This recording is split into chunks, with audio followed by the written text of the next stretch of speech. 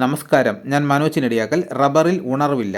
പ്രതികൂല കാലാവസ്ഥയിൽ ടാപ്പിംഗ് സ്തംഭിച്ചതുമൂലം തായ്ലൻഡിൽ ഏകദേശം 90,000 ടൺ റബ്ബർ ഉൽപ്പാദനം കുറയുമെന്ന വിലയിരുത്തൽ ബാങ്കോക്കിൽ ഷീറ്റ് വില കിലോ 190 രൂപയിലേക്ക് ഉയർത്തി.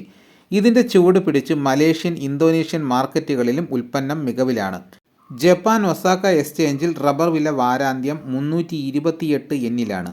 ഉൽപ്പന്നം 343 യെന്നിലെ പ്രതിരോധം തകർക്കാനുള്ള ശ്രമങ്ങൾ വീണ്ടും കാഴ്ചവെക്കുമെന്ന ഭീതി ടയർ വ്യവസായികളിൽ നിലനിൽക്കുന്നു. ബാങ്കോക്കിലെ വിലക്കയറ്റത്തിനിടയിലും പുതിയ കരാറുകളിൽ ഏർപ്പെടാൻ യൂറോപ്പിലെയും ഏഷ്യയിലെയും ടയർ വ്യവസായികൾ ഉത്സാഹിച്ചു.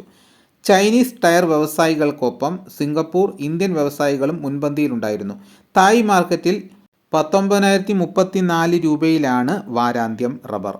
രൂപയുടെ വിനിമയ നിരക്ക് 90.56 ഇടിഞ്ഞതോടെ ഇറക്കുമതി ചെലവ് വീണ്ടും വർദ്ധിക്കും. ഇതിനു പുറമെ ഇൻഷുറൻസ്, കപ്പൽ കൂലിയും ചരക്കിനുമേൽ പതിയുമ്പോൾ ഏതാണ്ട് 20,400 രൂപയ്ക്ക് മുകളിൽ ചെലവ് വരും. സംസ്ഥാനത്ത് റബ്ബർ വില 183 രൂപയിലാണ് വാരാന്ത്യമെങ്കിലും ഈ വിലയ്ക്ക് റബ്ബർ ശേഖരിക്കാൻ വ്യവസായികൾ താൽപ്പര്യം കാണിക്കുന്നില്ല. നഷ്ടത്തിൽ വലിഞ്ഞ് റബ്ബർ കർഷകർക്ക് കഴിഞ്ഞ വാരവും നഷ്ടക്കച്ചവടമായിരുന്നു. കഴിഞ്ഞ വാരം റബ്ബർ കിലോ 1 രൂപ വില കുറഞ്ഞാണ് കർഷകർ റബ്ബർ വിറ്റത്. രണ്ടാഴ്ചക്കിടയിൽ 3 രൂപയാണ് വില ഇടിഞ്ഞത്. ചൈന, ടോക്കിയോ അവധി വില കുറച്ചാണ് ടയർ കമ്പനികൾ കൊച്ചിയിൽ വില കുറച്ചതെന്നാണ് വിതരണക്കാരും ബ്രോക്കർമാരും ന്യായീകരിക്കുന്നത്. ടയർ നിരക്കിൽ ബാങ്കോക്ക് 190 രൂപയായി വില ഉയർത്തിയിട്ടും ടയർ കമ്പനികൾ വില കുറയ്ക്കുകയാണെന്ന് കർഷകർ പറയുന്നു.